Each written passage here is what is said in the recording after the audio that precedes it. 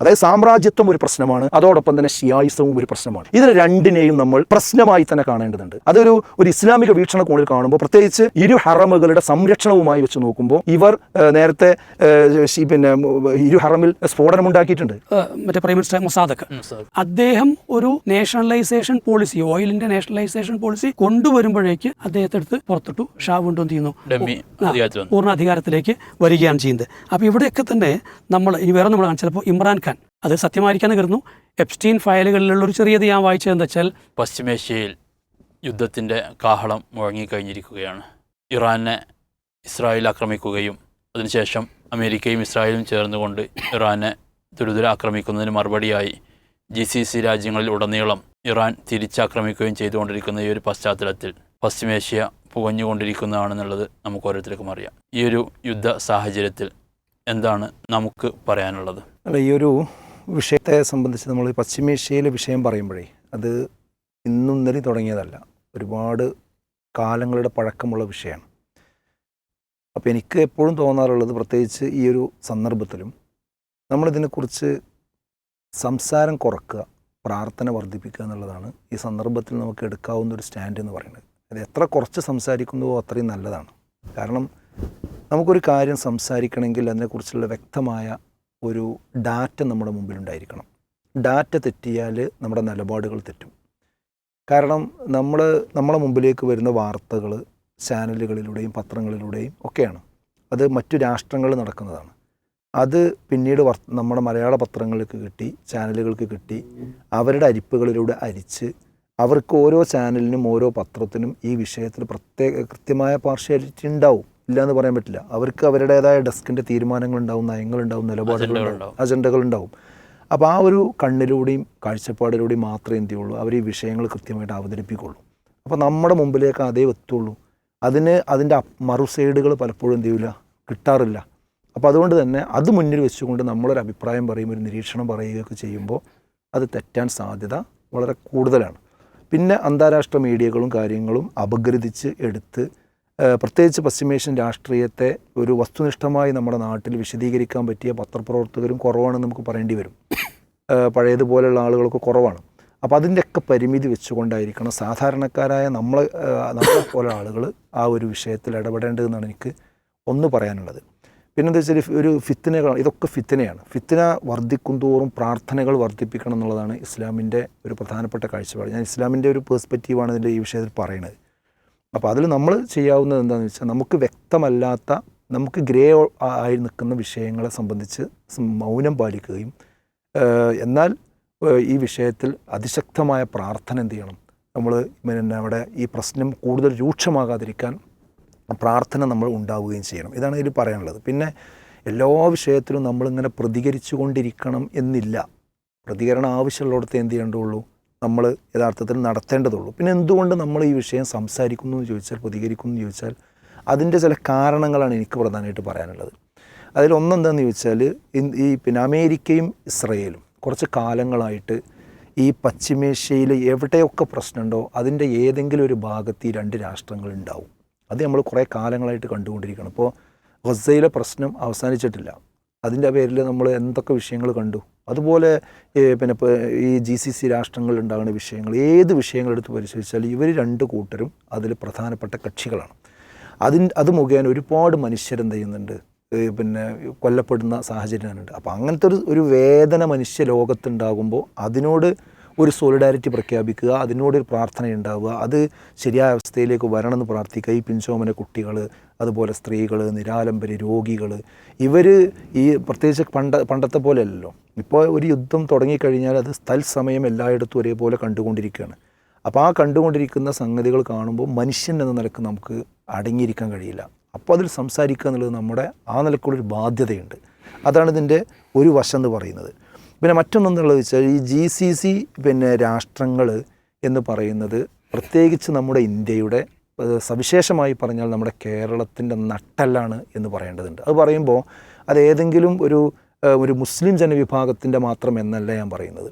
നമ്മുടെ നാട്ടിലെ അടിസ്ഥാന സൗകര്യങ്ങൾ മുതൽ എല്ലാ വിഷയങ്ങളും, നമ്മൾ അടുക്കള വരെയുള്ള എല്ലാ കാര്യങ്ങളിലും ഈ പശ്ചിമേഷ്യൻ രാജ്യങ്ങളിൽ പ്രവർത്തിക്കുന്ന ജോലി ചെയ്യുന്ന ഏകദേശം 1 കോടിയോളം ഇന്ത്യക്കാരെന്ത് ചെയ്യുന്നുണ്ട്, പശ്ചിമേഷ്യൻ രാഷ്ട്രങ്ങളിൽ ജോലി ചെയ്യുന്നുണ്ട്. അതിൽ GCC രാഷ്ട്രങ്ങളിൽ തന്നെ 40 ലക്ഷത്തോളം മലയാളികൾ എന്ത് ചെയ്യുന്നുണ്ട്, ജോലി ചെയ്യുന്നുണ്ട്. അപ്പോൾ അത് കുറേ വർഷങ്ങളായിട്ട് ചെയ്തുകൊണ്ടിരിക്കുകയാണ്. അതിൽ നിന്നുള്ള ഏണിങ്സ് വെച്ചുകൊണ്ടാണ് ഇവിടുത്തെ എല്ലാ ഭൗതിക സൗകര്യങ്ങളും, ഇവിടുത്തെ സർക്കാർ സംവിധാനങ്ങളും സംഘടനകളും എല്ലാവരും, ഓരോ വീടും, അവിടുത്തെ കുട്ടികളുടെ വിദ്യാഭ്യാസവും എല്ലാം. അപ്പോൾ ശരിക്ക് അവിടെ ഒരു ബോംബ് പൊട്ടിയാൽ നമ്മുടെ അടുക്കളയിലെ പാത്രം എന്ത് ചെയ്യും, അത് കിലുങ്ങും. യാതൊരു തർക്കവും ആ കാര്യത്തിലില്ല. അപ്പോൾ അങ്ങനത്തെ ഒരു പ്രശ്നമുള്ളത് കൊണ്ട് തന്നെ നമുക്കത് ചർച്ച ചെയ്തിരിക്കാൻ കഴിയില്ല. അതായത് നമ്മളെ ഭൗതികമായിട്ടും അത് പ്രയാസപ്പെടുത്തുന്നുണ്ട്. അതോടൊപ്പം വിശേഷ്യ മുസ്ലിങ്ങളെ സംബന്ധിച്ചിടത്തോളം ഇതിന് ആത്മീയമായൊരു ഘടകവുമുണ്ട്. കാരണം ഈ പശ്ചിമേഷ്യയിലാണ് സൗദി അറേബ്യ ഉള്ളത്. GCC രാഷ്ട്രങ്ങൾ, സൗദി അറേബ്യ, അവിടെയാണ് ലോക മുസ്ലിമീങ്ങളുടെ തീർത്ഥാടന കേന്ദ്രമായ 2 ഹറമുകളുള്ളത്. അതുകൊണ്ട് ആ ഹറമുകളോട് വിശ്വാസികളെ സംബന്ധിച്ചിടത്തോളം അവർക്ക് വല്ലാത്തൊരു ആത്മീയമായൊരു ബന്ധമുണ്ട്. അതുകൊണ്ട് തന്നെ അവിടെ എന്തെങ്കിലും ഒന്ന് സംഭവിക്കുന്നു എന്ന് പറയുമ്പോൾ സ്വന്തം വീട്ടിൽ സംഭവിക്കുന്നതിലേറെ പരിഭ്രാന്തിയും പരിഭ്രമവും ഇവിടുത്തെ ലോക മുസ്ലിമീങ്ങൾക്ക് വരും. അത് ഇവിടുത്തെ കേരളത്തിലെ നമ്മളെപ്പോലുള്ള ഓരോരുത്തർക്കും വരും. അതുകൊണ്ടാണ് പെട്ടെന്ന് എന്ത് ചെയ്യുന്നത്, GCC രാഷ്ട്രങ്ങളിലുണ്ടാകുമ്പോൾ ഒന്ന് ഞാൻ നേരത്തെ പറഞ്ഞ പോലെ നമ്മുടെ ഭൗതികമായ സംവിധാനങ്ങളെ ബാധിക്കുന്നു. അതോടൊപ്പം തന്നെ നമ്മൾ ആത്മീയമായ വിഷയത്തെയും എന്ത് ചെയ്യാണ്, അത് വളരെ സാരമായി പരിക്കേൽപ്പിക്കുന്ന ഒരു പ്രഹരശേഷിയുള്ള സംഗതിയാണ്. അതുകൊണ്ട് സ്വാഭാവികമായിട്ടും എന്ത് ചെയ്യും, നമ്മളതിനെക്കുറിച്ച് സംസാരിച്ചു കൊണ്ടിരിക്കുന്നുള്ള കാര്യത്തിൽ യാതൊരു തർക്കമല്ല. അതുപോലെ ഫലസ്തീനാണെങ്കിൽ അവിടെ ബൈത്തുൽ മുഖദ്ദസ് ഉണ്ട്. അതും തന്നെ മുസ്ലിമീങ്ങളെ സംബന്ധിച്ചിടത്തോളം ആ നിലക്ക് കാണുന്ന ഒരു ഗേഹമാണ്. അപ്പോൾ അവിടെ ഉണ്ടാകുന്ന ഇഷ്യൂസുകളും ആത്മീയമായി തന്നെ മുസ്ലിമീങ്ങൾ എന്ത് ചെയ്യും, ബാധിച്ചുകൊണ്ടിരിക്കും. അപ്പോൾ അതേപോലെ തന്നെ മറ്റൊന്ന് പറഞ്ഞാൽ ഈ വിഷയത്തിൽ ഇപ്പോൾ നമ്മുടെ രാജ്യം ഇന്ത്യയുടെ നിലപാട് നമ്മളെയൊക്കെ ബാധിക്കും.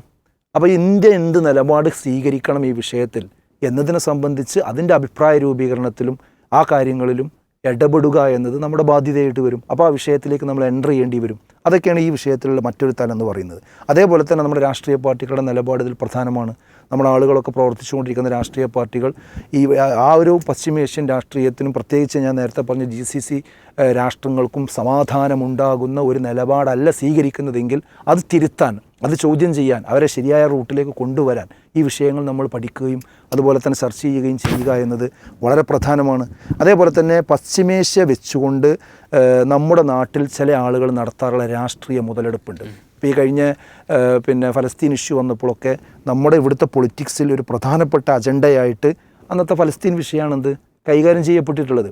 അതുപോലെ ഈ അവിടെ ഉണ്ടാകുന്ന പശ്ചിമേഷ്യൻ രാഷ്ട്രീയത്തിലുണ്ടാകുന്ന ഏതൊരു പ്രശ്നത്തെയും ഇവിടുത്തെ രാഷ്ട്രീയത്തെ പെട്ടെന്ന് ഹിറ്റ് ചെയ്യും, പെട്ടെന്ന് എന്ത് ചെയ്യും, അതുമായി ബന്ധപ്പെട്ട ചർച്ചകളും സാധനങ്ങളും നടക്കും. അപ്പോൾ സ്വാഭാവികമായിട്ടും കേരളത്തിൽ ഈ വിഷയത്തിൽ പല നെറേറ്റീവുകൾ രാഷ്ട്രീയമായി ബിൽഡ് ചെയ്ത് കൊണ്ടുവരും. അപ്പോൾ നമുക്കതിനോട് എന്ത് ചെയ്യേണ്ടി വരും, കൃത്യമായ പ്രതികരണങ്ങൾ നൽകേണ്ടി വരും. അല്ലെങ്കിൽ ആളുകൾ എന്ത് ചെയ്യും, ആ വിഷയത്തിൽ തെറ്റായ നിലപാടുകളിലൂടെ പോകാൻ സാധ്യത വളരെയേറെയാണ്. പിന്നെ മറ്റൊന്ന് ഇതിലൂടെ നടക്കുന്നത് എന്താണെന്ന് ചോദിച്ചാൽ, ഇപ്പോൾ ഇറാനിലാണല്ലോ പ്രശ്നങ്ങളുണ്ടായി, അവിടുത്തെ നേതാവാണ് കൊല്ലപ്പെട്ടിരിക്കുന്നത്.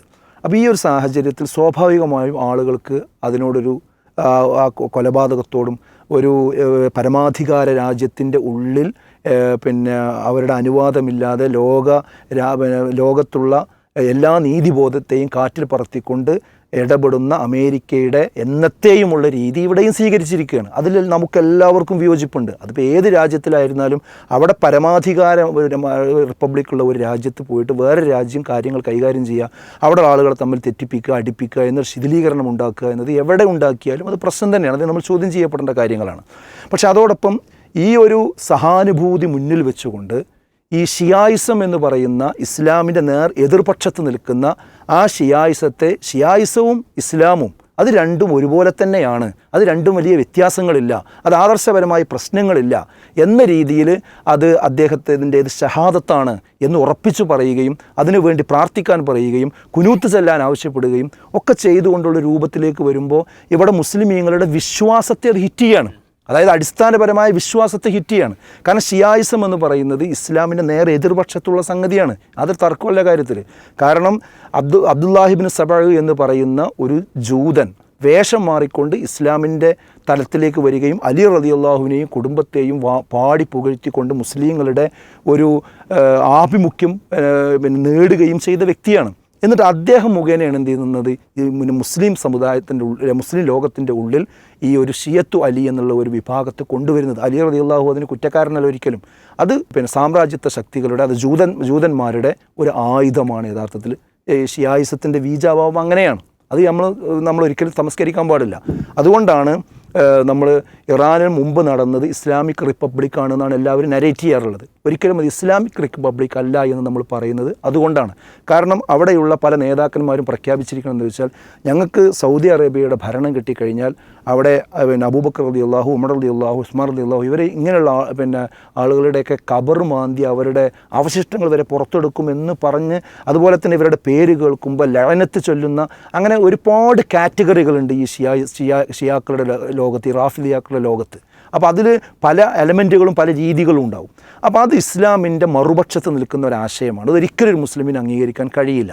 അപ്പോൾ ഈ സന്ദർഭം വെച്ചുകൊണ്ട് ഷിയായിസം ഒരു പ്രശ്നമല്ല എന്ന രീതിയിലേക്ക് ഈ സഹാനുഭൂതിയെ ഈ മയ്യത്ത് കട്ടിലിനെ മുന്നിൽ വെച്ചുകൊണ്ട് ഇതിനെ വെളുപ്പിച്ചെടുക്കുവാൻ വേണ്ടി ശ്രമിക്കുമ്പോൾ അത് ശരിയല്ല എന്ന് ശക്തമായി നമുക്ക് പറയേണ്ടി വരും. അതാണിപ്പോൾ ഈ വിഷയത്തിൽ നമുക്ക് ഈ സന്ദർഭത്തിൽ ഒരു ഈമാനികമായും ഇസ്ലാമികമായി കാര്യങ്ങൾ വിലയിരുത്തുമ്പോൾ നമുക്ക് സൂചിപ്പിക്കാനുള്ള സുപ്രധാനമായ ഒരു കാര്യം. പിന്നെ സൗദി അറേബ്യയെ ഒരു ഭാഗത്ത് ഇതിങ്ങനെ വർദ്ധിപ്പിച്ചു കൊണ്ടുവരിക, അതോടൊപ്പം തന്നെ സൗദി അറേബ്യയെ വെറുപ്പിക്കാൻ, അത് കൊട്ടാര പണ്ഡിതന്മാരാണ്, അവർ കുഴപ്പക്കാരാണ്, അവർ അമേരിക്കക്ക് എപ്പോഴും ഓശാന പാടിക്കൊണ്ടിരിക്കുന്ന ആളുകളാണ്, അവരവിടെ താവളം ഉണ്ടാക്കി കൊടുത്തുകൊണ്ടല്ലേ ഇങ്ങനെയുള്ള പ്രശ്നങ്ങൾ സംഭവിച്ചത് എന്നൊക്കെ പറഞ്ഞുകൊണ്ട് അവരോടൊരു എതിർപ്പ് ഇന്ന് കേരളത്തിലെ മുസ്ലിം ജനസാമാന്യത്തിനുള്ളിൽ ഈ ഒരു അജണ്ട, ഈ ഒരു വിഷയത്തെ വെച്ചുകൊണ്ട് ഉണ്ടാക്കിയെടുക്കുന്ന സോഷ്യൽ മീഡിയ കുറിപ്പുകൾ ഒന്നിനു പുറകെ ഒന്നായി വന്നുകൊണ്ടിരിക്കുകയാണ്. പത്രങ്ങൾ മൊത്തം നോക്കിയാലും അവരുടെ പേജുകളിലും നിലപാടുകളിലൊക്കെ നോക്കിക്കഴിഞ്ഞാൽ ഈ രീതിയിലേക്കാണ് എന്ത് ചെയ്യുന്നത്. അപ്പം സൈഡ് വലിഞ്ഞുകൊണ്ട് ഈ വിഷയത്തെ വിലയിരുത്താൻ പറ്റില്ല. അതായത് സാമ്രാജ്യത്വം ഒരു പ്രശ്നമാണ്, അതോടൊപ്പം തന്നെ ഷിയായിസവും ഒരു പ്രശ്നമാണ്. ഇതിനെ രണ്ടിനെയും നമ്മൾ പ്രശ്നമായി തന്നെ കാണേണ്ടതുണ്ട്. അതൊരു ഇസ്ലാമിക വീക്ഷണകോണിൽ കാണുമ്പോൾ, പ്രത്യേകിച്ച് ഇരു ഹറമുകളുടെ സംരക്ഷണവുമായി വെച്ച് നോക്കുമ്പോൾ, ഇവർ നേരത്തെ ഇരു ഹറമിൽ സ്ഫോടനമുണ്ടാക്കിയിട്ടുണ്ട്, അറിയില്ലേ? അതായത് മയ്യത്ത് കൊണ്ടുവന്ന് അവിടെ എല്ലാ വക്തിനും നമസ്കരിക്കും. ആ സമയത്ത് കൊണ്ടുവന്ന് കിടത്തിയപ്പോൾ അത് ജീവുള്ള മനുഷ്യന്മാരാണ്. ആ മയ്യത്തിൻ്റെ പെട്ടിയിൽ നിന്നാണ് ബോംബ് പൊട്ടിയിട്ട് എന്ത് ചെയ്തത്, അവിടെ ഒരുപാട് മുസ്ലിമീങ്ങൾ മരണപ്പെടുന്ന ഒരവസ്ഥ ഉണ്ടായത്. എത്രയോ പ്രാവശ്യം മിസൈൽ അയക്കുന്ന സാഹചര്യങ്ങൾ ഉണ്ടായിട്ടുണ്ട്. ഈ ഹൂത്തികളെ സൗദി അറേബ്യ തിരിച്ചടിച്ച സന്ദർഭം ഉണ്ടായിട്ടുണ്ട്. അന്നും പറഞ്ഞാൽ അതൊരു ദരിദ്ര രാഷ്ട്രമായ ഈ ഹൂത്തികളെ എന്തിനാണ്, യമനിനെ എന്തിനാണ് സൗദി അറേബ്യ അവരോട് യുദ്ധം ചെയ്യുന്നത് എന്ന് പറയാറുണ്ട്. അപ്പോൾ അവിടെ യഥാർത്ഥത്തിൽ എന്താ സംഭവം? ഈ ഹൂത്തികളെ മുന്നിൽ നിർത്തി ഇത് ചെയ്യിപ്പിക്കുന്നത് ഷിയാക്കളാണ്. യാതൊരു തർക്കമല്ല കാര്യത്തിൽ.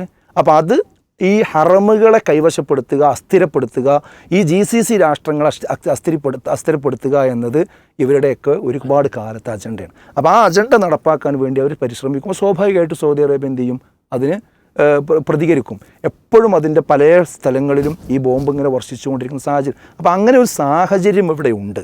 അതെല്ലാം മറന്നുകൊണ്ട് ഈ സമയത്ത് പൂർണ്ണമായി ഇതിനെ ശുദ്ധീകരിച്ചെടുക്കുന്ന രീതിയിലേക്ക് കാര്യങ്ങൾ സംസാരിച്ച് നമ്മുടെ കേരളത്തിൽ കാര്യങ്ങൾ കൊണ്ടുവരുമ്പോൾ അത് കൃത്യമായിട്ട് എന്ത് ചെയ്യേണ്ടി വരും, അതിൽ ഇസ്ലാമികമായ വ്യത്യാസം ഇന്നതാണെന്ന് പറയേണ്ടി വരും. അതോടൊപ്പം ഈ സാമ്രാജ്യത്വം അമേരിക്കയാണ് ഇതിൻ്റെ മൂലക്കല്ല് എന്ന് പറയുന്നത്. അവർക്ക് ആയുധം ചിലവാകണം, അവർക്ക് അവരുടെ കച്ചവടം നടക്കണം, അതിന് രാജ്യങ്ങളെ തമ്മിൽ തല്ലിപ്പിക്കും. ആ രാജ്യങ്ങളിൽ ആഭ്യന്തര ശൈഥില്യങ്ങളിൽ ആ ചെറിയ വിടവുകളിലേക്ക് വലിയ തുളയുണ്ടാക്കി കടന്നു കയറും. എന്നിട്ട് അവരെ ഉപയോഗിച്ചുകൊണ്ട് രണ്ട് കൂട്ടർക്കും ഇവർ തന്നെ ആയുധം സപ്ലൈ ചെയ്യും. അവർ യുദ്ധം ഉണ്ടാക്കാൻ, അവർ സമാധാനം ഉണ്ടാക്കാൻ, അവർ കരാറുണ്ടാക്കാൻ, എല്ലാം അവർക്ക് അതുകൊണ്ട് എന്ത് ചെയ്യണം, ജീവിച്ചു പോകണം എന്ന കാര്യം മാത്രമേ ഉള്ളൂ. അപ്പോൾ അതുകൊണ്ട് തന്നെ ഈ വിഷയത്തെ നമ്മൾ സാമ്രാജ്യത്വത്തെ വിമർശിക്കുന്നത് പോലെ തന്നെ, അതേപോലെ തന്നെ ഈ GCC രാഷ്ട്രങ്ങളെ അസ്ഥിരപ്പെടുത്തുന്നത് ആരാണെങ്കിലും, അതിന് വക്കാലത്ത് പിടിക്കുന്നത് ആരാണെങ്കിലും അതിനെയും നമ്മൾ എന്ത് ചെയ്യേണ്ടതുണ്ട്, മനസ്സിലാക്കി തന്നെ പോകേണ്ടതുണ്ട്. എന്താണ് അമീദ് മാഷിക്ക് ഇതിന് കൂടിച്ചേർക്കാനുള്ളത്? ഇതൊരു സാധാരണ നിലയിൽ നമ്മൾ ഒരു കാർമേഘം രൂപപ്പെട്ട് ഒരു പ്രകോപനമുണ്ടായിട്ടാണ് സാധാരണ യുദ്ധമുണ്ടാകാറുള്ളത്. ഇവിടെ നമുക്ക് നോക്കിയാൽ കാണാം, സത്യത്തിൽ അങ്ങനെയുള്ളൊരു പ്രകോപനപരമായ ഒരു അവസ്ഥയായിരുന്നില്ല ഉണ്ടായിരുന്നത്. മറിച്ച് സമാധാന ചർച്ചകൾ ഒരു ഭാഗത്ത് നടക്കുന്നുണ്ടായിരുന്നു. അപ്പോൾ അതിൽ നിന്ന് തന്നെ നമുക്ക് മനസ്സിലാവുന്നത് ഇതിലൊരു ആസൂത്രിതമായ ഒരു ആക്രമണമാണെന്നുള്ളതാണ്. മാത്രമല്ല, ഈ ഇറാൻ്റെ പരമോന്നത നേതാവ് കൊല്ലപ്പെടുന്നത് എന്ന് പോലും ഒരു കാരണം വേണമെങ്കിൽ അവരത്ര ആ ഒരു പ്രതീക്ഷിച്ചിട്ടില്ല എന്ന് വേണമെങ്കിൽ പറയാൻ പറ്റും. അപ്പം അത്ര അത് പ്രിസൈസായിട്ട് ആ ആക്രമണം കൃത്യമായിട്ട് കൊട്ടാരത്തിൽ നടക്കുന്നു, കൊട്ടാരത്തിൽ കൊല്ലപ്പെടുന്നു പറയുമ്പോൾ അവിടുന്ന് മാറി നിന്നിട്ടില്ല അവർ. അപ്പോൾ ഇവിടെ നമ്മളിപ്പോൾ ഇപ്പോഴത്തെ ഒരു കോണ്ടെക്സ്റ്റിൽ നിന്നുകൊണ്ട് അതിനെ വിലയിരുത്തുന്നതിൽ വലിയ കാര്യമൊന്നുമില്ല. മറിച്ച് നമുക്കറിയാം, ഒരു ഭാഗത്ത് ഇസ്രായേലിനെ സംബന്ധിച്ചോളം ഗ്രേറ്റർ ഇസ്രായേൽ എന്നുള്ള ഒരു സങ്കല്പമുണ്ട്. അമേരിക്ക അല്ലെങ്കിൽ അത്തരം രാജ്യങ്ങളെ സംബന്ധിച്ചോളം ഒരു സിംഗിൾ വേൾഡ് ഓർഡർ എന്നുള്ളതിലേക്ക് അവർ എത്ര വേഗത്തിൽ എത്താൻ പറ്റുമോ അതിനു വേണ്ടിയുള്ള ശ്രമങ്ങളിലാണ്. അതിനെ പ്രതിരോധിക്കുന്ന അല്ലെങ്കിൽ അതിനെതിരെ നിൽക്കാവുന്ന എല്ലാ ശക്തികളെയും എത്രയും പെട്ടെന്ന് ഭൂമുഖത്ത് നിന്ന് തന്നെ ഇല്ലാതെയാക്കുക എന്നുള്ളതാണ് അവരുടെ പോളിസി എന്ന് പറയുന്നത്. ഇപ്പോൾ നമ്മൾ കണക്കുകൾ പറയുന്നത് ഒരു രണ്ടാം ലോക മഹായുദ്ധത്തിന് ശേഷം 70ഓളം ഭരണാധികാരികളെ ഇത്തരത്തിൽ കൊല്ലുകയോ നീക്കം ചെയ്യുകയോ ചെയ്തിട്ടുണ്ട്. എന്ന് വെച്ചാൽ അതൊക്കെ സംഭവിക്കുന്ന എപ്പോഴാണെന്ന് വെച്ചാൽ അവരുടെ താല്പര്യങ്ങൾക്ക് ഏതെങ്കിലും നിലയ്ക്ക് വിഘാതമാകുമ്പോഴാണ്. പ്രത്യേകിച്ചും എന്താ വെച്ചാൽ ഇപ്പോൾ സ്വതന്ത്രം, ഇപ്പോൾ ബ്രിട്ടൻ്റെ കോളനികളായിരുന്നു മിക്കവാറൊക്കെ, ഇറ്റലിയിലെ, ബ്രിട്ടൻ്റെയൊക്കെ, ഫ്രാൻസിൻ്റെയൊക്കെ. അപ്പോൾ ഈ സ്വതന്ത്രമാകുന്നതോടെ തന്നെ അവിടുത്തെ ദേശീയ വികാരത്തെ കൂടെ ഉദ്ദീപിപ്പിച്ചാണ് ചെയ്യുക. അപ്പോൾ അങ്ങനെ ഒരു നേഷണലൈസേഷന് വേണ്ടിയിട്ടുള്ള ശ്രമങ്ങളാണ് പല രാജ്യങ്ങളിലും തുടങ്ങി വെച്ചത്. ആ തുടങ്ങി വെച്ച ഉടനെ തന്നെ എന്ത് ചെയ്തിട്ടുണ്ട്, ആ രാജ്യങ്ങളെ അല്ലെങ്കിൽ അവിടുത്തെ ഭരണാധികാരികളൊക്കെ നേരിട്ട് തന്നെ പിന്നെ CIA ഇടപെടലുണ്ടാവുകയും അവർ ഉന്മൂലനം ചെയ്യുകയും ചെയ്തിട്ടുണ്ട്. അതല്ലെങ്കിൽ എന്താ വെച്ച് കഴിഞ്ഞാൽ പിന്നെ ഇപ്പം കരാറുകൾ, നേരത്തെ ഉണ്ടായിരുന്ന കരാറുകൾ തുടരാൻ പറ്റില്ല എന്നുള്ള രീതിയിലുള്ള ഇതുകൾ, അല്ലെങ്കിൽ അവിടെ ഉണ്ടായിരുന്ന കമ്പനികൾ, ഇപ്പോൾ നമുക്കറിയാം, ഇപ്പോൾ ഷെല്ലടക്കമുള്ള കമ്പനികളൊക്കെ പുറത്താക്കാനുള്ള ചില ശ്രമങ്ങൾ, അല്ലെങ്കിൽ ഫ്രാൻസിന് ആ രീതിയിലുള്ള പ്രകോപനങ്ങൾ ഉണ്ടായിട്ടുണ്ട്. പിന്നെ ഇതുപോലെ ട്രേഡ് ഡീലുകൾ മറ്റ് രാജ്യങ്ങളുമായിട്ടുള്ള, അത് അമേരിക്കക്കോ ബ്രിട്ടനോ ഒന്നും താല്പര്യമില്ലാത്ത രാജ്യങ്ങളുമായിട്ട് ട്രേഡ് ഡീലുകൾക്ക് തയ്യാറാവുക. അപ്പോൾ അങ്ങനെ ഏതെങ്കിലും രീതിയിൽ അവരുടെ താല്പര്യങ്ങൾക്ക് വിഘാതമാകുന്ന ഘട്ടങ്ങളിലെല്ലാം തന്നെ ആ ഭരണാധികാരികളെ, രാജ്യങ്ങളെയൊക്കെ ആക്രമിക്കുകയും പുറത്താക്കുകയും ചെയ്തിട്ടുണ്ട്. ഇപ്പോൾ ഒരു ഘട്ടം ഘട്ടമായിട്ട് അവരുടെ ലക്ഷ്യത്തിലേക്ക് അടുക്കാനുള്ള ശ്രമം നടക്കുന്നു എന്നുള്ളതാണ് അതിൻ്റെ ഒരു യാഥാർത്ഥ്യം എന്ന് പറയുന്നത്. ഇപ്പോൾ ഈ കഴിഞ്ഞ ശരിക്കൊരു 4-5 വർഷങ്ങൾക്ക് മുൻപ് തന്നെ നെതന്യാഹുവുമായിട്ടുള്ളൊരു ഇൻ്റർവ്യൂ, ആ ഇൻ്റർവ്യൂവിൽ അദ്ദേഹം പറയുന്നൊരു കാര്യം എന്താ വെച്ചാൽ അടുത്ത ലക്ഷ്യം പാകിസ്ഥാനാണെന്നാണ് അന്ന് പറയുന്നത്. അത് ഈ അടുത്തും അദ്ദേഹം അത് ആവർത്തിച്ചു, ഒരു പ്രസംഗത്തിൽ അദ്ദേഹം അത് ആവർത്തിച്ചിട്ടുണ്ട്. അതിന് അദ്ദേഹം പറഞ്ഞൊരു കാരണമാണ് നമ്മൾ കൃത്യമായിട്ട് മനസ്സിലാക്കണം. വെച്ചാൽ അദ്ദേഹം പറഞ്ഞത്, ഒരു രാജ്യം ആണവ രാജ്യമായി മാറിക്കഴിഞ്ഞാൽ കഴിഞ്ഞ 7 പതിറ്റാണ്ടുകളായിട്ട് ലോകം അംഗീകരിക്കുന്നൊരു ഓർഡറുണ്ട്. ആ ഓർഡറിനെ അംഗീകരിക്കാൻ അവർ മടിക്കും, അല്ലെങ്കിൽ അതിനെ ധിക്കരിക്കാനുള്ള കരുത്ത് അവർക്കുണ്ടാവും എന്നുള്ളതാണ്. അപ്പോൾ കഴിഞ്ഞ 7 പതിറ്റാണ്ടായിട്ടുള്ള ഓർഡർ എന്താണ്? അത് ഈ പറയുന്ന അമേരിക്കയുടെ അല്ലെങ്കിൽ വൻശക്തികളുടെ തിട്ടൂരങ്ങളെ എതിർക്കാത്ത, അവരുടെ താല്പര്യങ്ങൾക്ക് വിഘാതമാകാത്ത രൂപത്തിലുള്ള ഭരണകൂട സജ്ജീകരണങ്ങൾ. അതിനിപ്പോൾ എത്ര വലിയ രാജ്യമായിട്ടും കാര്യമില്ല എന്നർത്ഥം. അപ്പോൾ അതിന് വിരുദ്ധമാകും, അല്ലെങ്കിൽ അങ്ങനത്തെ നയങ്ങളെ അംഗീകരിക്കാതിരിക്കാൻ സാധ്യതയുണ്ടെന്നുള്ളതാണ്. ഇനി നമ്മുടെ ഈ ഫോർമർ ഇസ്രായേലി പ്രൈം മിനിസ്റ്റർ ആയിരുന്ന നഫ്തലി ബെന്നറ്റ്, അദ്ദേഹം ഈ ഫെബ്രുവരി 19 അദ്ദേഹം അമേരിക്കയിലെ പ്രമുഖ ജൂത സംഘടനകളെ അഭിമുഖീകരിച്ചുകൊണ്ട് അദ്ദേഹം ഒരു പ്രസംഗം നടത്തുകയാണ്. അതിൽ അദ്ദേഹം പറയുന്നത് എന്താ വെച്ചാൽ, വളരെ സിമ്പിൾ വേർഡിൽ അദ്ദേഹം പറഞ്ഞാൽ തുർക്കി ഈസ് ദി നെക്സ്റ്റ് ഇറാൻ എന്നാണ് അദ്ദേഹം പറയുന്നത്. അപ്പോൾ അത് കാരണം പറയുന്നത് പാകിസ്ഥാനുമായി ചേർന്നുകൊണ്ട് ഒരു ഹോസ്റ്റൈൽ സുന്നി ആക്സിസ് ഉണ്ടായി വരുന്നുണ്ട്. അതുപോലെ തന്നെ മറ്റൊരു ഭാഗത്ത് ഇസ്ലാമിക് ബ്രദർഹുഡ് എന്ന് പറയുന്ന മോൺസ്റ്ററുടെ ഒരു നേതൃത്വത്തിൽ ഒരു ഇസ്ലാമിക ഏകീകരണത്തിലുള്ള ശ്രമം നടക്കുന്നത്. ഇത് നമ്മുടെ താല്പര്യങ്ങൾക്ക് എതിരാണ്. അതുകൊണ്ട് തുർക്കി അടുത്തൊരു ശത്രുവാണ്. അപ്പോൾ നമ്മൾ കണ്ടെച്ചാൽ ഇത് അവസാനിച്ചാൽ, ഇറാനുമായിട്ടുള്ള ഇത് അവസാനിച്ചു കഴിഞ്ഞാൽ ഈ സമാധാനം പുലർന്നു എന്നൊന്നും കരുതേണ്ടതില്ല. അടുത്ത് പാകിസ്ഥാൻ ശരിക്കും ആ പ്രസ്താവനയ്ക്ക് ശേഷം കീഴടങ്ങിയിട്ടുണ്ട്. എന്തിനാ, അവരുടെ ഏറ്റവും വലിയ ആണവ ശാസ്ത്രജ്ഞയെ പോലും അവർ വിട്ടുകൊടുത്തു. അമേരിക്കയുടെ തടവിലാണ് ഇപ്പോഴും ഉള്ളത്. അപ്പോൾ അവിടുത്തെ ആണവ പദ്ധതികളൊക്കെ ഏതാണ്ട് ശീതീകരിക്കപ്പെട്ട് കഴിഞ്ഞിട്ടുണ്ട്. അപ്പോൾ എന്നിട്ട് പോലും ഒരു നേരിയ ഭീഷണിയെപ്പോലും അംഗീകരിക്കാൻ തയ്യാറില്ല എന്നുള്ളതാണ്. അപ്പോൾ അടുത്തിത് കഴിയുമ്പോൾ തുടർന്ന് വരാവുന്ന രാജ്യങ്ങൾ ആരാന്നുള്ളത് ഇപ്പോൾ തന്നെ ലിസ്റ്റ് ചെയ്യപ്പെട്ടിട്ടുണ്ട് എന്നുള്ളതാണ്. അപ്പം ഇനി ഇറാനത്തിന് എടുത്തു നോക്കുക. ഈ 1953 അന്നത്തെ പ്രൈം മിനിസ്റ്റർ മൊസാദക്ക്, അദ്ദേഹം ഒരു നേഷണലൈസേഷൻ പോളിസി, ഓയിലിൻ്റെ നേഷണലൈസേഷൻ പോളിസി കൊണ്ടുവരുമ്പോഴേക്ക് അദ്ദേഹത്തെ അടുത്ത് പുറത്തിട്ടു. ഷാ വീണ്ടും എന്ത് ചെയ്യുന്നു, ഡമ്മി അധികാരത്തിൽ വന്നു. പൂർണ്ണ അധികാരത്തിലേക്ക് വരികയാണ് ചെയ്യുന്നത്. അപ്പോൾ ഇവിടെയൊക്കെ തന്നെ നമ്മൾ ഇനി വേറെ നമ്മൾ ചിലപ്പോൾ ഇമ്രാൻഖാൻ, അത് സത്യമായിരിക്കാമെന്ന് കരുതുന്നു, എപ്സ്റ്റീൻ ഫയലുകളിലുള്ളൊരു ചെറിയത് ഞാൻ വായിച്ചതെന്ന് വെച്ചാൽ ഒരു എളുപ്പത്തിൽ അവർക്ക് സ്വാധീനിക്കാൻ കഴിയാത്തൊരു നേതാവാണ് ഇമ്രാൻഖാൻ. അദ്ദേഹം അത്രയും ശക്തനായിട്ടുള്ള പേഴ്സണാലിറ്റിയാണ് എന്ന് എപ്സ്റ്റീൻ ഫയലിലുണ്ട് എന്നുള്ളതാണ് നമ്മൾ കാണുന്നൊരു സാധനം. അതിനവർ പറയുന്നൊരു കാരണം വെച്ചാൽ ഇമ്രാൻഖാൻ ഇപ്പറഞ്ഞ എല്ലാത്തിലൂടെയും കടന്നു പോയിട്ടുണ്ടെന്നുള്ളതാണ്. വെച്ചാൽ അദ്ദേഹത്തിൻ്റെ ഒരു പാസ്റ്റ് ഈ പറഞ്ഞൊരു പാശ്ചാത്യ ജാഹിലിയത്തുമായി ബന്ധപ്പെട്ടാണ്. അതിൽ നിന്ന് അദ്ദേഹത്തിന് കുറച്ചുകൂടെ ഇസ്ലാമികമായതിലേക്ക് വന്ന ഒരാളാണ്.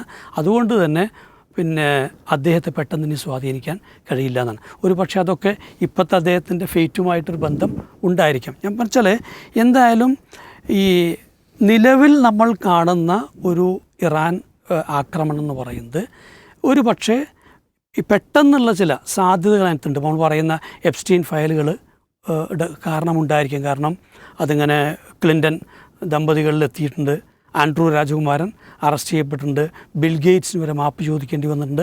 അപ്പോൾ അതിങ്ങനെ അടുത്ത് വന്നുകൊണ്ടിരിക്കുകയാണ്. വേണമെങ്കിൽ അത് ട്രംപിനെയൊക്കെ വേണമെങ്കിൽ നേരിട്ട് തന്നെ ഇംപീച്ച് ചെയ്യേണ്ട ഒരു ഇതിലേക്ക് വരാൻ സാധ്യത ഉണ്ടായിക്കൂടായില്ല. അതുണ്ടാകാം. താരിഫ് വാറിൽ പരാജയം എന്ത് ചെയ്തു സംഭവിച്ചു. മാത്രമല്ല ഈ കളക്ട് ചെയ്ത എമൗണ്ട് തിരിച്ചു കൊടുക്കാനുള്ള വിൻഡോ ഓപ്പൺ ചെയ്യാൻ എന്ത് ചെയ്തു കോടതി അദ്ദേഹത്തോട് ആവശ്യപ്പെട്ടിട്ടുണ്ട്. നെതന്യാഹു ആവട്ടെ കറപ്ഷൻ്റെ ഒരു മറ്റേ ഉസ്താദനാണ്. എൻ്റെ മകനെക്കുറിച്ച് അതിനേക്കാൾ വലിയ ആരോപണങ്ങളൊക്കെ നിലനിൽക്കുകയാണ്. അപ്പം ധാരാളം കാരണങ്ങളൊരു പക്ഷേ ഇങ്ങനെയൊക്കെ ഉണ്ടായിരിക്കാം.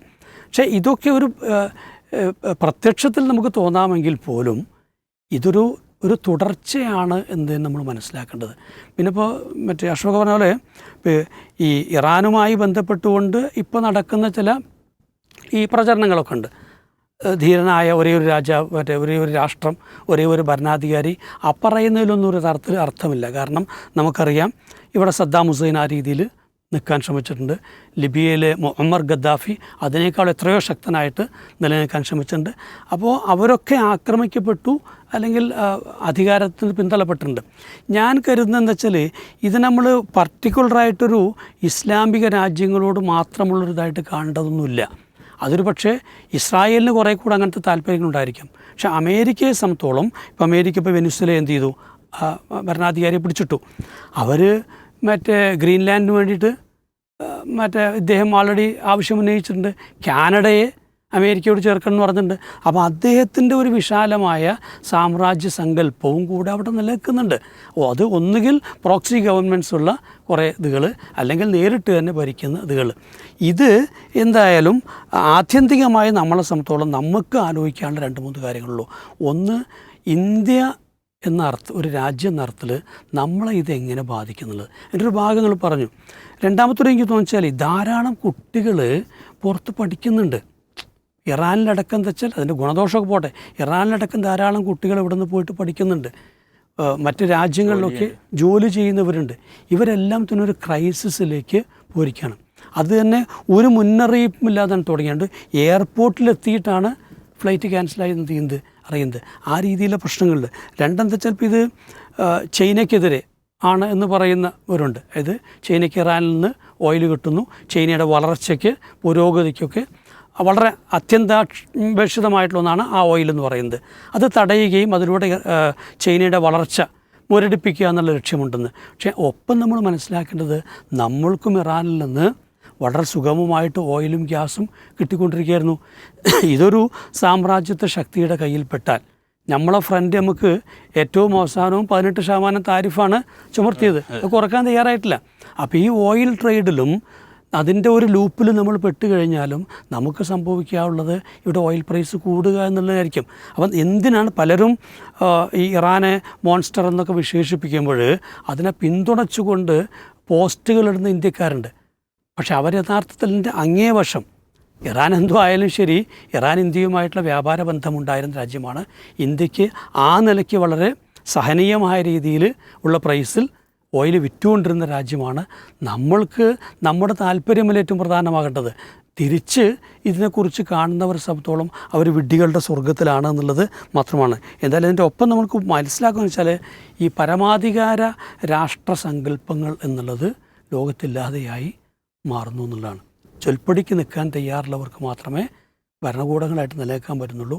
UN പ്രസക്തി പൂർണ്ണമായിട്ട് ഇല്ലാതെയായിക്കൊണ്ടിരിക്കുന്നു എന്നുള്ളതാണ്. അല്ല, അങ്ങനെ ഒരു ഇടപെടൽ ഏതായാലും എവിടെയില്ല. നല്ലൊരു അതെ. പിന്നെ ഇപ്പോൾ ഒരു രാജ്യത്തെ ഭരണകൂടത്തെ മാറ്റേണ്ടത് ആരാണെന്ന് വെച്ചാൽ ആ രാജ്യത്തെ ജനങ്ങൾ തന്നെയാണല്ലോ. ആ ഒരു അടിസ്ഥാന ആശയത്തെയാണ് ഇവിടെ പുറന്തള്ളുന്നത്. ഞങ്ങൾ നിങ്ങൾക്ക് വേണ്ടി സഹായം ചെയ്തു തരാം, എന്നിട്ട് നിങ്ങൾ പിന്നെ ഏറ്റെടുത്താൽ മതി എന്ന രൂപത്തിൽ. എന്തായാലും ഈ ഇറാനിൻ്റെ ജനങ്ങൾക്ക് പോലും ഇതിൽ താല്പര്യമില്ലാത്തതുകൊണ്ടാണ് ഈ കഴിഞ്ഞ ഒരു 10 വർഷത്തിൻ്റെ ഉള്ളിൽ തന്നെ ഇത്തരത്തിൽ ഭരണകൂടങ്ങൾ അട്ടിമറിക്കപ്പെട്ട സ്ഥലങ്ങളിലെവിടെയും സമാധാനമോ സന്തോഷമോ പുരോഗതിയോ ഒരു നല്ല ഭരണകൂടമോ ഉണ്ടായി വന്നിട്ടില്ല. അപ്പോൾ ലിബിയയിലാണെങ്കിലും ഇറാഖിലാണെങ്കിലും സിറിയയിലും ഇനിയിപ്പോൾ അഫ്ഗാനിസ്ഥാനിൽ പോലും. അപ്പോൾ അതുകൊണ്ട് തന്നെ ഇതിനൊരു പൂർണ്ണമായ അർത്ഥത്തിലുള്ള പിന്തുണ ഇറാനിൽ നിന്ന് കിട്ടുമെന്നും കരുതുന്നില്ല. ഒപ്പം നമ്മൾ മനസ്സിലാക്കുന്നതെന്ന് വെച്ചാൽ ഇന്ത്യയുടെ ഒരു ഫോറിൻ പോളിസി അതിങ്ങനെ വളരെ വൾണറബിളായി നിൽക്കുന്നു എന്നുള്ളത് ഞാൻ നേരത്തെ പറഞ്ഞ പോലെ അടുത്ത ഒരു ഇര പാകിസ്ഥാനാവുകയാണെങ്കിൽ സ്വാഭാവികമായിട്ടും ഇന്ത്യ അതിനെ പിന്തുണയ്ക്കാമെന്നായിരിക്കും കരുതുന്നത്. പക്ഷേ ഇന്ത്യയിൽ അതുകൊണ്ടുണ്ടാകുന്നത് സ്വാഭാവികമായും കനത്ത ഒരു ശത്രുരാഷ്ട്രത്തെ ഉണ്ടാക്കുകയായിരിക്കും. അവരെന്തായാലും ആരെങ്കിലും പകരം വെച്ചുകൊണ്ട് പോകും. ആ പകരം വയ്ക്കുന്നവരെയും നമ്മൾ ശത്രുക്കളായി തന്നെ കാണേണ്ടി വരും. ഒരു പരസ്പര ആഭിമുഖ്യത്തിലും സഹകരണത്തിലും മുന്നോട്ട് പോയാൽ മാത്രമേ ഏതൊരു രാഷ്ട്രത്തിനും വിജയിക്കാനോ പുരോഗമിക്കാനോ പറ്റുള്ളൂ. അതിന് വിഘാതമാകുന്ന ഫോറിൻ പോളിസികൾ നമ്മൾ പുലർത്തുന്നു എന്നുള്ളതാണ് ഇതിൽ ഏറ്റവും വലിയ അപകടം എന്ന് പറയുന്നത്. ഒരു വിഷയം അതിൻ്റെ ഒന്ന് രണ്ട് കാര്യം എന്ന് വെച്ചാൽ ഈ സമയത്ത് നമ്മളിപ്പോൾ സാധാരണക്കാർ ശ്രദ്ധിക്കേണ്ട 1-2 കാര്യങ്ങൾ ഞാൻ പറയുന്നു. ഒന്ന്, ഇതിൽ ആധികാരികമായ വിവരങ്ങൾ മാത്രം ഷെയർ ചെയ്യുക. കിട്ടുന്ന എല്ലാ ചപ്പും ചവറും ഈ വാട്സപ്പ് യൂണിവേഴ്സിറ്റികളിൽ വരുന്നത് മുഴുവൻ അയച്ചു കൊടുക്കുന്ന രൂപം ഒരിക്കലും പാടില്ല. അതേപോലെ സ്ഥിരീകരിക്കാത്ത വാർത്തകൾ പൊക്കിപ്പിടിച്ചുകൊണ്ട് അതിൽ നിന്ന് നിലപാടുണ്ടാക്കുന്ന ആൾക്കാരുണ്ട്. ഒരുപാട് സമയം ഇനി ചിലവാക്കുന്ന ആൾക്കാരുണ്ട്. അതും അവസാനിപ്പിക്കണം. അതേപോലെ ഈ സന്ദർഭത്തിൽ പഴയ വീഡിയോസ് എടുത്തിട്ട് ഇപ്പോൾ നടന്ന ഗൾഫ് ഇപ്പോൾ ഉണ്ടായ സംഭവങ്ങളാണെന്നും പറഞ്ഞിട്ട് ഫേക്കായിട്ട് കൊടുക്കുന്നുണ്ട്. അതേതാണ് ഇപ്പോൾ ഉണ്ടായത് മുമ്പ് ഉണ്ടായതെന്ന് എന്ത് ചെയ്യണം മനസ്സിലാണില്ല. അപ്പോൾ അതുകൊണ്ട് വരുന്ന വീഡിയോസൊക്കെ ഇപ്പോൾ ഉണ്ടായതാണെന്ന് എന്ത് ചെയ്യാൻ പാടില്ല, നമ്മൾ ഉറപ്പിക്കാനും കഴിയില്ല. അപ്പോൾ അതൊക്കെ ഷെയർ ചെയ്യുമ്പോൾ നല്ലോണം എന്ത് ചെയ്യണം ശ്രദ്ധിക്കണം. പിന്നെ പ്രവാസികളെ നമ്മൾ ഈ സമയത്ത് പ്രത്യേകം എന്ത് ചെയ്യണം ചേർത്ത് പിടിക്കണം. അവർക്ക് വേണ്ടി നന്നായി പ്രാർത്ഥിക്കണം. അവരോട് സംസാരിച്ചു കൊണ്ടിരിക്കണം. കാരണം അവർ ഒരു പരിഭ്രമത്തിലേക്ക് പോകുക എന്ന് പറഞ്ഞാൽ അത് ഭയങ്കര പ്രയാസം ഉണ്ടാക്കും. അത് കുടുംബങ്ങളും നാട്ടുകാരും സുഹൃത്തുക്കളൊക്കെ അതൊരു ബോധപൂർവ്വം ശ്രദ്ധിക്കുക. പിന്നെ റമളാൻ മാസമാണ്, ഈ പ്രാർത്ഥനയ്ക്ക് ഉത്തരം കിട്ടുന്ന സമയമാണ്. അതുകൊണ്ട് വിശ്വാസികൾ ഈ വിഷയത്തിൽ എന്ത് ചെയ്യണം, നന്നായി പ്രാർത്ഥിക്കണം. പിന്നെ നേരത്തെ പറഞ്ഞ പോലെ ഈ സമയത്ത് പലരുടെയും തനിനിറം പുറത്തു വരും. അതായത് ഇസ്ലാമിൻ്റെ പക്ഷത്ത് ആരാണ് നിൽക്കുന്നത്, ഷിയായിസത്തിൻ്റെ പക്ഷത്ത് ആരാണ് നിൽക്കുന്നതെന്ന് അത് ലോകത്തും മനസ്സിലാവും, മൊത്തം കേരളത്തിലും മനസ്സിലാവും. കേരളത്തിലെ മുസ്ലിം സംഘടനകളിലും തന്നെ എത്രത്തോളം ഷിയായിസത്തിൻ്റെ അളവുണ്ട് എന്നുള്ളത് ഈ വിഷയത്തോട് പ്രതികരിക്കുമ്പോൾ നമുക്ക് മനസ്സിലാവും. അത് നമ്മൾ വേറെ തന്നെ ഒരു വിശ്വാസ വിഷയം എന്നുള്ള തന്നെ കാണുന്നുണ്ട്. കാരണം നമുക്ക് ഇവിടെ അല്ലല്ലോ ജീവിതം. ഇവിടെ ഈ പശ്ചിമേഷ്യയും ഈ പ്രശ്നങ്ങളും ഒന്നും അതിൻ്റെയൊക്കെ കഴിഞ്ഞ് ഈ ലോകം മുഴുവൻ അവസാനിക്കും. ഈ ലോകം എന്തായാലും നമ്മളൊക്കെ മുട്ടിട്ട് താങ്ങിയിട്ട് നിൽക്കില്ല, അത് അവസാനിക്കും. അവസാനിച്ച് എല്ലാവരും ഉയർത്തി എഴുന്നേറ്റ് വരുന്നൊരു നാളുണ്ട്. അവിടെയാണ് ശരിക്കുള്ള ജീവിതം എന്ന് പറയുന്ന മനുഷ്യന്മാർക്ക്. അവിടെ രക്ഷപ്പെടാനുള്ളത് ശരിയായ വിശ്വാസവും ഈമാനും ഇസ്ലാമികമായ കാര്യങ്ങളുമാണ്. അപ്പോൾ അത് കൈവിട്ടുകൊണ്ട് ഇവിടുത്തെ ഈ പൊളിറ്റിക്സിൽ ഇടപെട്ടുകൊണ്ട് നമ്മളെ വിശ്വാസം ഹൈജാക്ക് ചെയ്ത് പോകുന്നൊരു സ്വഭാവമാണ്. അതാണ് ഇതിലെ ഏറ്റവും പ്രധാനപ്പെട്ട വിഷയമാണ്. നമ്മൾ ആരൊക്കെ തടഞ്ഞാലും സംഭവിക്കേണ്ടതൊക്കെ സംഭവിക്കും. അത് സംഭവിക്കുമ്പോഴേക്കും നമ്മളെ ഈ ഷിയായിസ് നേരത്തെ പറഞ്ഞ അതാണ്. അതായത് ഒരാൾ രക്തസാക്ഷിയാണ് എന്ന് സ്പെസിഫിക് ആയിട്ട് പറയാൻ ഇപ്പം നമുക്ക് ആർക്കും കഴിയില്ല. അപ്പോൾ ഇസ്ലാമിൻ്റെ രക്തസാക്ഷി എന്ന് പറഞ്ഞാൽ ഇസ്ലാമിക മൂല്യങ്ങൾ അംഗീകരിക്കുന്ന അതിൻ്റെ സച്ചരിതരായ സെൽഫുകളെ ആളുകളൊക്കെ അംഗീകരിക്കുന്നവരെ ആ നിലക്ക് പറയാൻ കഴിയുള്ളൂ. അല്ലാത്ത ആളുകളെ ഇവരൊക്കെ രക്തസാക്ഷികളാണെന്നുള്ള ഒരു സാങ്കേതിക പദം കൊടുക്കുമ്പോൾ അത് മതപരമായി ചർച്ച ചെയ്യേണ്ടി വരും നമുക്ക്, അല്ലെങ്കിൽ ആളുകളുടെ ഈമാൻ തെറ്റും. അതുകൊണ്ട് ആ വിഷയം അത് പറയുമ്പോഴേക്ക് നമ്മൾ ഈ വിഷയത്തിൻ്റെ വേറെ തലങ്ങൾ കൊണ്ടുവന്നുകൊണ്ട് ഇതൊന്നും ഇപ്പോൾ പറയാൻ പാടില്ല. കാരണം ഞാനിതിൻ്റെ പ്രാർത്ഥനയുമായി ബന്ധപ്പെട്ടൊരു സംഗതി ഇട്ടപ്പോൾ ഇറാനെക്കുറിച്ച് ചെറിയ സംഗതി പറഞ്ഞു. അപ്പോഴേക്ക് ചില ആളുകൾ എന്താ ഇറാനെ പറ്റി പറയണത്, അത് പറയുമ്പോൾ ഇങ്ങനെ പൊള്ളണം എന്തിനാ? അങ്ങനെ പൊള്ളനുണ്ടെങ്കിൽ അത് അവനവൻ്റെ വിശ്വാസത്തെ ഒന്ന് പുനരവലോകനം ചെയ്യണമെന്ന് തന്നെയാണ് എനിക്കൊരു പറയാനുള്ളത്. അതേപോലെ തന്നെ അറബ് രാജ്യങ്ങൾക്ക് ഒരു ഷൂറയുണ്ട്. അറബ് രാജ്യങ്ങളിൽ നടക്കുന്ന അവിടെ തലവന്മാരുണ്ട്, ഷൂറയുണ്ട്, അതിന് തീരുമാനമെടുക്കാൻ കഴിവുള്ള ആളുകളുണ്ട്. അത് അവരുടെ രാജ്യത്തിൻ്റെ നയതന്ത്രജ്ഞതയും മറ്റു കാര്യങ്ങളും അവരുടെ സുരക്ഷിതത്വവും പ്രത്യേകിച്ച് ഹറമിൻ്റെ സംരക്ഷണമൊക്കെ നോക്കിയിട്ട് അവരെ തീരുമാനങ്ങൾ എടുക്കും. ആ തീരുമാനങ്ങളെല്ലാം നമുക്ക് മനസ്സിലായിക്കൊള്ളുന്നില്ല. അവർ ഈ സോഷ്യൽ മീഡിയ കളകളാന്ന് പറയുന്നത് പോലെ, പ്രത്യേകിച്ച് സൗദി അറേബ്യ പോലുള്ള രാജ്യങ്ങൾ അങ്ങനെ പറയില്ല. അവർ വളരെ മാന്യമായിട്ട് കാര്യങ്ങൾ പ്രതികരിക്കുള്ളൂ.